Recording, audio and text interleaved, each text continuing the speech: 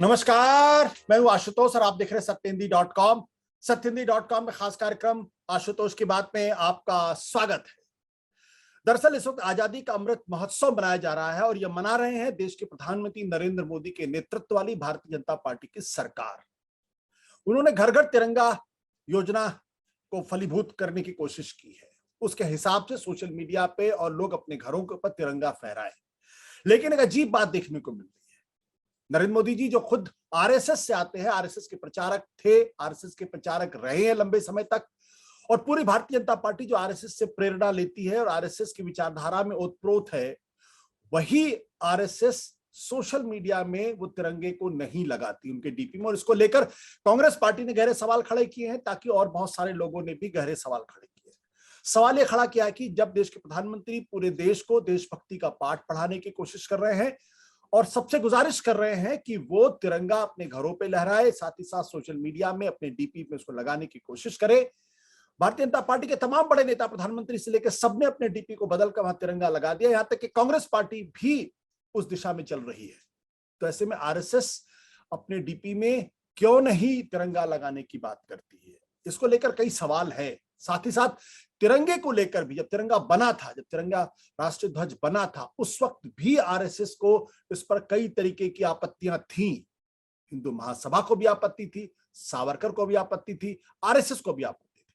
क्या उन आपत्तियों का नतीजा है कि आज आरएसएस जो है वो तिरंगे को अपने डीपी पे नहीं लगाती? एक आरोप आरएसएस के ऊपर यह भी लगता है कि आजादी के 52 साल बाद तक उसने अपने हेडक्वार्टर में तिरंगा नहीं फहराया था। क्या कुछ है तिरंगा और आरएसएस के बीच का रिश्ता, रहस्य क्या है? इस पर करेंगे बातचीत। हमारे साथ इस वक्त मौजूद है आरएसएस को बहुत करीब से जानने वाले, उनके नीतियों की आलोचना करने वाले शमसुल इस्लाम साहब। आपका बहुत बहुत स्वागत है हमारे इस खास कार्यक्रम में। ये जो प्रधानमंत्री ने जो कहा है कि घर घर तिरंगा, सबको तो वो कह रहे हैं, ऐसा लगता है जैसा आरएसएस को कन्विंस नहीं कर पा रहे हैं कि आरएसएस जो है कम से कम सोशल मीडिया में जो उनका जो एक तरीके से उनका अपना, जो मेरी तस्वीर अगर आप देखें तो इसमें अभी भी आरएसएस का झंडा ही लगा है डीपी में यहाँ पे, और वहां पे तिरंगा नहीं लगा हुआ है। क्या समझते हैं आप इसको, आप कैसे देखते हैं इसको? देखिए, मैं अभी उस बहस में नहीं जा रहा हूं कि हमारे प्रधानमंत्री जी जो शोशेबाजी की उनको आदत है, कुछ नया शोशा खड़ा करना ताकि तमाम रोज महंगाई, बेरोजगारी, ये सारे सवाल, अग्निपथ, ये सारे सवाल इधर उधर चले जाएं और पूरा देश किसी एक झुंझुना लेकर वो पूरा करने लगे। मैं उस बहस में भी नहीं जाऊंगा कि संविधान के अंदर लिखा है तिरंगे को लेकर कि वो खादी का बनेगा, उस बहस में भी मैं नहीं जा रहा हूँ। और लेकिन उसके बाद वो सारा पॉलिस्टर में बन रहा है और वो सारा ज्यादा कहाँ बन रहा है वो भी हमको पता है। मैं इस बहस में भी नहीं जाऊंगा कि हर घर पर तिरंगे के लिए पहले लोगों के पास घर चाहिए। जिस देश में ज्यादा लोग बिना घरों के रहते हो तो वहां उस बहस में नहीं जाऊंगा। लेकिन मुझे बहुत असल में गुस्सा आ रहा है और दुख तो हो ही रहा है कि मोदी साहब जो इस बात को पब्लिकली बोल चुके हैं कि मैं हिंदू राष्ट्रवादी हूं। 12 जुलाई 2013 को उन्होंने राइटर के 2 कॉरेस्पोंडेंट्स के साथ बातचीत करते हुए कहा कि मैं हिंदू राष्ट्रवादी हूं, मैं आरएसएस का मेंबर हूं और मुझे जो पॉलिटिकल लीडर के लिए ग्रूम किया वो गोलवलकर साहब ने। और आरएसएस के आज भी किताबों में, आज भी जो बंच ऑफ थॉट और विचार नवनीत है जो आप अभी खरीद लीजिए, उसके अंदर चैप्टर है कि ये झंडा जो है हमको मंजूर नहीं। मैं अभी पढ़ूंगा उसको, पहले मैं उसको शुरू में ही ले आना चाह रहा हूँ। देखिए ये कहानी कैसे शुरू होती है, जरा सा इसको हम समझ लें पहले। और मोदी जी को क्यों हक नहीं पहुंचता, इस पर हम सबसे लास्ट में चर्चा करेंगे। देखिए, सन 1929 को लाहौर की जो कांग्रेस थी, कांग्रेस पार्टी का जो कॉन्फ्रेंस था, उसमें ये तय किया गया कि अगले हर 26 जनवरी से हम तिरंगे झंडे को लहराएंगे, फहराएंगे और उसको सलामी देंगे। उस वक्त तिरंगे झंडे में बीच में चरखा होता था, इसको याद रखना जरूरी है जी। चरखा होता था। और जब अगले साल लोगों ने इसको शुरू किया और उससे पहले भी शुरू कर दिया, तो मैं आपको ये बताना चाहता हूं, बदकिस्मती से ये कांग्रेसी इतने नालायक हैं, अपना इतिहास नहीं जानते हैं कि इनके हजारों लोग शहीद हो गए तिरंगे झंडे को लेकर चलते हुए। मैसूर का राजा जो हिंदू महासभा का फाइनेंसर था, जो सावरकर साहब का दोस्त था, उसकी सेना ने 40 कांग्रेसियों को जो तिरंगा झंडा लेकर निकले थे उन पर गोली चलाई और वो शहीद हुए। लेकिन आरएसएस वालों ने, ये जानना चाहता है देश उनसे कि उन्होंने क्या किया। उस दिन हेडगेवार साहब उसके संस्थापक थे, उसके प्रमुख थे, उसके बॉस थे। उन्होंने एक सर्कुलर निकाला आरएसएस की शाखाओं के नाम कि उनको 6 बजे संडे था उस दिन, ये सर्कुलर में ही लिखा हुआ है, संडे 6 बजे 26 जनवरी को अपने शाखाओं में आना चाहिए और जो राष्ट्रीय झंडा है भगवा, उसको सलामी देनी चाहिए और बताना चाहिए कि ये भगवा झंडा राष्ट्रीय झंडा है, ना कि तिरंगा झंडा। ये उन्होंने सर्कुलर दिया। ये सर्कुलर आपके पास है? जी मेरे पास है, ये मेरे पास है। और ये आरएसएस, देखिए मैं जो सारे के सारे आपको पढ़कर सुना रहा हूँ वो आरएसएस के दस्तावेजों से पढ़कर सुना रहा हूँ। ये पालकर साहब हैं, डॉक्टर हेडगेवार पत्र रूप व्यक्ति दर्शन, ये हेडगेवार साहब की जीवनी है जो उन्होंने चिट्ठियां लिखी, जो सर्कुलर लिखे आरएसएस, जो मेरे पास है। आरएसएस वाले इसको पी गए, आरएसएस वाले ने छुपा दिया, जिसको चाहिए मेरे से ले सकते हैं। तो जिस दिन हजारों लोग शहीद हो रहे थे हिंदुस्तान के, जेलों में जा रहे थे, उनकी जायदादें जब्त की जा रही थी तिरंगा झंडा लेने के लिए, उनके घरों को तोड़ा जा रहा था, उनके घरों को जलाया जा रहा था, ये उस जो राष्ट्रीय कंसेंसस था उसको तोड़कर इस बंदे ने आरएसएस की शाखाओं में भगवा झंडा करवाया। ये इसको याद रखना जरूरी है। उसके बाद मैं आपको ये भी जानना बहुत जरूरी है कि 14 जुलाई 1946 को जो दूसरे सरसंघचालक आते हैं, जो आरएसएस के सबसे प्रमुख आइडियोलॉग भी हैं, उन्होंने, गोलवालकर साहब ने गुरु पूर्णिमा के अवसर पर वहां जो टॉप लीडिंग कैडर था आरएसएस के हेडक्वार्टर पर, उसके बोलते हुए क्या कहा, 14 जुलाई 1946 को आजादी भारत को मिलने वाली है, भारत का बंटवारा होने वाला है और तिरंगा झंडा एक्सेप्ट कर दिया गया है। उन्होंने कहा, हमको पक्का विश्वास है, भगवा ध्वज संपूर्णता के साथ हमारी महान संस्कृति का प्रतिनिधित्व करता है, यह ईश्वर का प्रतिरूप है, हमें पक्का विश्वास है कि अंत में पूरा देश भगवा ध्वज के को नमन करेगा। ये इनकी 7 किताबें हैं इनके लेखों की, जिसको आरएसएस वालों ने गायब कर दिया है। श्री गुरुजी समग्र दर्शन वॉल्यूम 1 की कॉन्स्टिट्यूएंट असेंबली जो है, ये जुलाई के अंदर, जुलाई 1947 के अंदर आखिर में उसने इसको पास कर दिया कि तिरंगा झंडा बनेगा। और बड़ी लंबी बहस है, वो बहुत इंटरेस्टिंग बहस है, वो हर आदमी को पढ़ना चाहिए, वो भी किसी को चाहिए तो मेरे पास है वो ये आरएसएस वालों को पता लग गया, आरएसएस वालों को पता लग गया कि ये होने जा रहा है, तो उन्होंने 17 जुलाई 1947 को एक एडिटोरियल में, ऑर्गेनाइजर में लिखा, जो दस्तावेज आपके पास है, मैंने आपको भेजी है, वो जरा सा सुन लीजिए उसको। हाँ, उसका हिंदी अनुवाद मैंने किया, आपको सुना रहा हूँ। हम इस बात से बिल्कुल सहमत नहीं है कि राष्ट्रीय झंडा देश के सभी दलों और समुदायों को स्वीकार्य होना चाहिए। ये शुद्ध बेवकूफी है, ये शुद्ध बेवकूफी है। झंडा राष्ट्र का प्रतीक है और देश में केवल एक राष्ट्र है, हिंदू राष्ट्र, जिसका लगातार चलने वाला 5000 साल का इतिहास है। हमारा झंडा इसी राष्ट्र और केवल इसी राष्ट्र का प्रतिनिधित्व करना चाहिए। हमारे लिए ये मुमकिन नहीं है कि मैं ऐसा झंडा चुने जो कि सभी समुदायों की इच्छाओं और आकांक्षाओं को संतुष्ट कर सके। यह बिल्कुल गैर जरूरी, अनुचित है और पूरे मामले को और उलझा देता है। हम अपने झंडे को इस तरह नहीं चुन सकते हैं जैसे कि हम एक दर्जी को एक कमीज या कोट तैयार करने के लिए कहते हैं। यानी 3 रंगों को जो जोड़ा जा रहा है उसको वो एक दर्जी का काम बोल रहा है ये आदमी। और वो 3 रंग क्या थे? संविधान सभा ने उसको बहुत क्लियर किया। कुछ लोग उसको धर्मों के हिसाब से क्लियर कर रहे थे, लेकिन ये बताया गया ये आजादी, ये समानता और ये फ्रेटर्निटी के 3 प्रतीक है। और रूल ऑफ लॉ का प्रतीक है जो अशोक चक्र उसके अंदर है। और इस बात को करतार सिंह सराभे ने, जब 19 साल की उम्र में उनको फांसी दी जा रही थी, तो गदर पार्टी का भी तिरंगा झंडा था, उसको समझाते हुए भी कहा था कि 3 रंग क्यों हैं। उन्होंने भी यही कहा था कि ये फ्रीडम, लिबर्टी और फ्रेटर्निटी के लिए, इक्वलिटी और उसके लिए। अच्छा, उसके बाद बहुत शर्मनाक जी, ये इनको आपत्ति किस बात पर थी? गुरु इनको गोलवलकर को आपत्ति किस यह बात है पे कि आपत्ति थी? तिरंगे से क्या आपत्ति? भगवा झंडा होना चाहिए, और वो हिंदुओं का 5000 साल से झंडा है। सारा देश तमाम मार काट और तबाही के बाद भी जश्न के माहौल में है।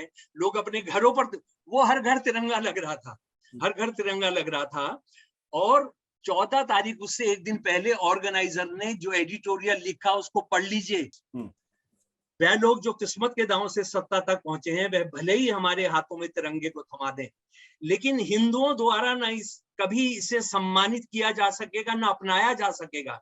3 का आंकड़ा अपने आप में अशुभ है, और एक ऐसा झंडा जिसमें 3 रंग हो बेहद खराब मनोवैज्ञानिक असर डालेगा और देश के लिए नुकसानदेह होगा। बताइए आप। बट इस्लाम साहब, एक सवाल यहाँ पे ये है कि पिछले दिनों एक विवाद पैदा हुआ था, और तब आरएसएस ने कहा था कि ऑर्गेनाइजर उनका मुखपत्र नहीं है। आप ऑर्गेनाइजर को कोट कर रहे हैं। और ऑर्गेनाइजर, चलिए आपने बहुत अच्छा सवाल उठा दिया। आरएसएस वालों ने किताब छापी परम वैभव के पथ पर। हाँ, ये आरएसएस की है। इसको वापस कर लिया उन्होंने, छुपा दिया, है ना।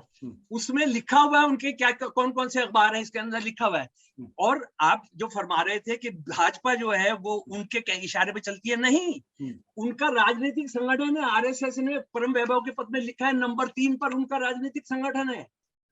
ये कल परसों में किसी एक डिबेट में था, तो आरएसएस का एक दिल्ली यूनिवर्सिटी के टीचर हैं, उन्होंने कहा, अरे भाई ये जो है ये तो सब ऐसा हो सकता है, वैसा हो सकता है, इसको आप कहां से ले आए। लेकिन हमने आजादी के बाद तो नहीं कहा।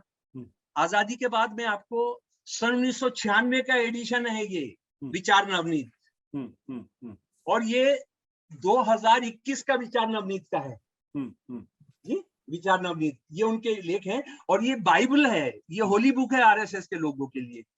पेज 233 में आपको पढ़कर सुना रहा हूं तिरंगे झंडे के बारे में। वो पतन ही पतन 2037 पेज नंबर है इसका, और बंच ऑफ थॉट में भी है। उदाहरण स्वरूप हमारे नेताओं ने हमारे राष्ट्र के लिए एक नया ध्वज निर्धारित किया है। उन्होंने ऐसा क्यों किया? यह पतन की ओर बहने तथा नकलचीपन का एक स्पष्ट प्रमाण है।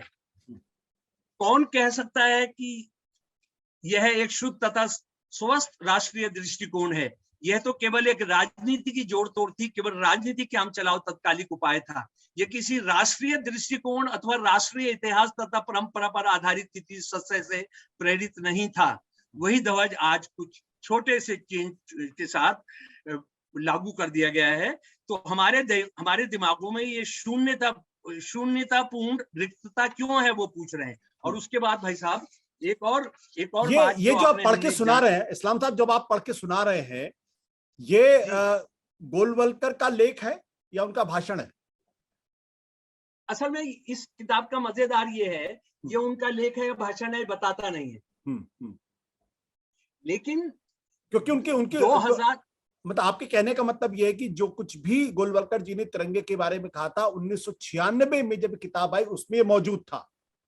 1966 में आई था पहला एडिशन। हाँ 1966 में। इसका अंग्रेजी का पहला एडिशन 1966 में आया था।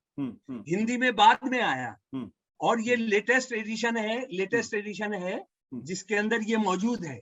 ये कब का एडिशन है? ये है भाई साहब, ये है जी, 1 मिनट में आपको बता देता हूँ। ये है 2018 का। 2018। तो इसका मतलब आपके कहने का मतलब ये है कि पिछले दिनों को कि मोहन भागवत ने ये कहा था कि भाई बंच ऑफ थॉट में बहुत सारी ऐसी चीजें जो हमने विड्रॉ कर ली है, क्योंकि वो समय विशेष के हिसाब से था। अगर 2018 में ये उनके संग्रह में उपस्थित है, इसका मतलब वो उनकी बातों से सहमत है जो तिरंगा को लेकर गोलवलकर ने लिखी थी जी। लेकिन एक केवियट है यहाँ पर। हाँ। आप गोलवलकर की राइटिंग्स को कैसे निकाल सकते हैं? आप माफी मांगेंगे उसके लिए, देश के लिए। आप कहेंगे गोलवलकर गलत थे, हमारी समझ बदल गई है। आप ये कैसे कर देंगे, किसी को निकाल दें? आप गालिब का कोई चीज पसंद नहीं है तो आप उसको निकाल देंगे। आप महाभारत में कोई चीज आपको पसंद नहीं है उसको निकाल देंगे, रामायण से आप निकाल देंगे। उसके बाद सुनिए, इनका जो गुरु है, इनका जो आइडियोलॉजिकल गुरु है, जिसकी मूर्तियां लगाते घूमते हैं सब जगह, सावरकर। सावरकर साहब वो आदमी है, जब कांग्रेसी लोगों को मैसूर के राजा की सेना ने 40 कांग्रेसियों को शहीद किया, गोली चलाई, उसको बधाई दी थी उसको कि तुमने शूडो नेशनलिस्ट को तुमने सबक सिखाया। ये 22 सितंबर 1941 का उनका लेख है। ये उनकी एक डायरी है जो एएस भिड़े, जो उनके सेक्रेटरी थे, उसमें है।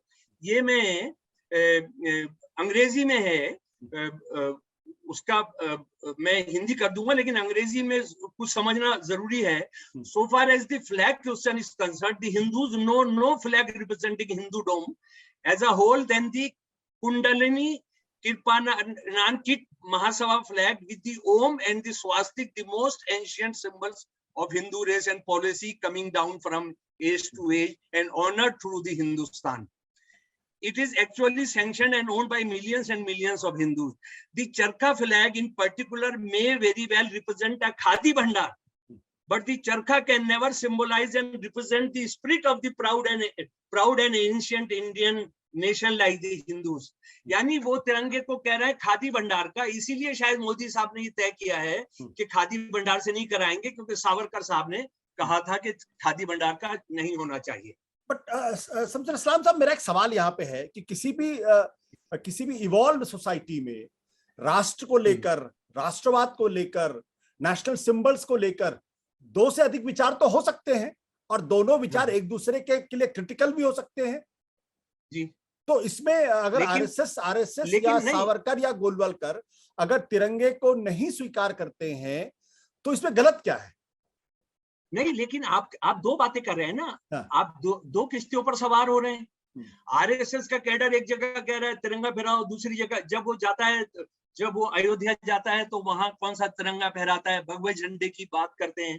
और सबसे इंपॉर्टेंट बात यह है, आरएसएस को भगवा झंडा अपना होना और रख सकते हैं, कम्युनिस्टों का अपना झंडा होता है, अपनी जगह पर वो फहराते हैं, उनको कोई आप फोर्स नहीं कर सकते हैं, है ना। लेकिन सवाल ये है कि आप तिरंगे झंडे को गाली तो नहीं बक सकते ना, आप उसको मनहूस तो नहीं बता सकते ना, आप उसको हिंदू कभी एक्सेप्ट नहीं करेंगे ये तो नहीं कर सकते ना, ये पागलपंथी का नतीजा है ये तो नहीं कह सकते ना, उसको किसी दर्जी का काम है ये तो नहीं कहेंगे ना, आप चुप रहेंगे, आप चुप रहेंगे उस पर। बट अगर वो कहते हैं तो इसमें गलत क्या है? किस चीज के बारे में? मान लीजिए मैंने कहा ना कि एक इवॉल्व सोसाइटी में तिरंगे किसी राष्ट्रीय ध्वज को लेकर कई विचार हो सकते हैं, और मेरे विचार तीखे भी हो सकते हैं, मैं कह सकता हूं मैं इसको एक्सेप्ट नहीं करता हूं, और ये जो है, और मेरे अपने विचार हो सकते हैं। तो मेरा कहना है कि इसमें गलत क्या है? आपने कहा ना कि वो उसके लिए आप शब्दों का इस्तेमाल नहीं कर सकते। गलत इसलिए है कि आप हिपोक्रेसी दिखा रहे हैं। आप अपने कुछ बंदे को कह रहे हैं तुम वहां लगे रहो, और वो क्यों कर रहे हैं मैं आपको बताऊंगा। कुछ बंदों को कह रहा है तुम तिरंगे के पीछे लगे रहो, कुछ बंदों को कह रहा है कि ये किसी, अच्छा जो सैफरन फ्लैग है, ये सैफरन फ्लैग अपने आप में अलग से कोई चीज नहीं है, हिंदू राष्ट्र बनाने की जो पूरा एक प्रोजेक्ट है उसका ये हिस्सा है। आप जरा सा, हम ये जानना चाहते हैं मोदी जी से, या जो आरएसएस के लोग हैं जो तिरंगे को सपोर्ट कर रहे हैं, कि आपकी ये सारी किताबें, आपके गुरुजी, आपके आरएसएस के संस्थापक, उन्होंने जो तिरंगे के बारे में कहा था, आप उस पर क्या राय रखेंगे? आप उस पर और आपको वो आज क्लियर करना चाहिए। आप ये भी नहीं कह सकते कि हमने उसको बाहर कर दिया है, आप ये नहीं कह सकते हमने आपने बताना पड़ेगा कि जब सारा देश तिरंगे को उठाकर शहीद हुआ था, आप आरएसएस का एक लीडर तिरंगा उठाए हुए कोई इतिहास में से कभी दिखा दें, कभी दिखा दे, कभी पेश कर दें। ये आप जो बात उठा रहे हैं बहुत इंपॉर्टेंट है कि कम्युनिस्ट भी तिरंगा नहीं लहराते हैं, बहुत सारे दूसरे लोग तिरंगा नहीं लहराते हैं, लेकिन वो तिरंगे को गाली नहीं बकते हैं। वो ये नहीं कहते, वो भगत सिंह जब तिरंगा उठाकर चलते थे और वंदे मातरम कहते थे, तो ये नहीं कहते थे कि नहीं हम वंदे मातरम को अंग्रेजों के हाथ बेचेंगे, हम मुस्लिम लीग के साथ हम सरकारें चलाएंगे, ये नहीं कहते थे। तो आज ये क्यों कर रहे हैं इसको समझना जरूरी है आशुतोष जी। बात यह है, इनका हिंदुत्व का जो प्रोजेक्ट है वो सत्यानाश हो गया है, उसने इस देश का सत्यानाश कर दिया है, हिंदुओं का सत्यानाश कर दिया है। यानी एक जगह सरकारी नौकरी बची थी, बाकी सर जगह परमानेंट नौकरियां खत्म थी, यूनिवर्सिटी हो, कारखाना हो, सरकारी दफ्तर हो, रेलवे हो, सब जगह एक जगह बची थी, वो थी सेना। सेना के अंदर भी इन्होंने परमानेंट नौकरियां खत्म कर दी। 80% हिंदू रहते हैं इस देश के अंदर, परेशान है हर चीज में, नौकरियां नहीं है, जो हालत हो रही है। अब ये क्या करेंगे, ये तिरंगे का सहारा, अभी भगवा उठाए हुए थे, अब तिरंगे का सहारा लेकर ये एक धोखा देना चाहते हैं लोगों को कि आप तिरंगे के लिए कुर्बानी करिए, तिरंगे के लिए। आपके कहने का मतलब यह है कि देश की जो इस वक्त समस्याएं हैं, चाहे बेरोजगारी का सवाल है, महंगाई का सवाल है, उससे लोगों का ध्यान भटकाने के लिए घर घर तिरंगा योजना की जा रही। अब मेरा एक दूसरा सवाल, मेरा सवाल इस बात को लेकर यह है कि अगर आज की तारीख में जो कुछ भी अतीत में आरएसएस ने या बीजेपी के लोगों ने तिरंगे के लेकर कहा था, सावरकर ने कहा था या हिंदू महासभा ने कहा था या गोलवलकर ने कहा था, वो अतीत का हिस्सा हो गया। आज की तारीख में जब से नरेंद्र मोदी की सरकार आई है और उसके पहले अटल बिहारी वाजपेयी की सरकार थी, तो इन्होंने तिरंगे का अपमान करने की कोई कोशिश नहीं की। इन्होंने तिरंगे को अपनाया और तिरंगे को अगर घर घर पहुंचाने की बात कर रहे हैं तो उसमें सैद्धांतिक तौर पर मुझे तो कुछ गलत नहीं लगता है। नहीं, विचार थे बदल गए। मैं आपसे 100% सहमत हूं, लेकिन आप कह रहे हैं मैं आरएसएस का मेंबर हूं, गोलवालकर ने मेरे को ग्रूम किया है और मैं हिंदू राष्ट्रवादी हूं, तो आप इस किताब के बारे में क्या कहेंगे? मतलब इतना मासूम भी नहीं होना चाहिए इस देश को।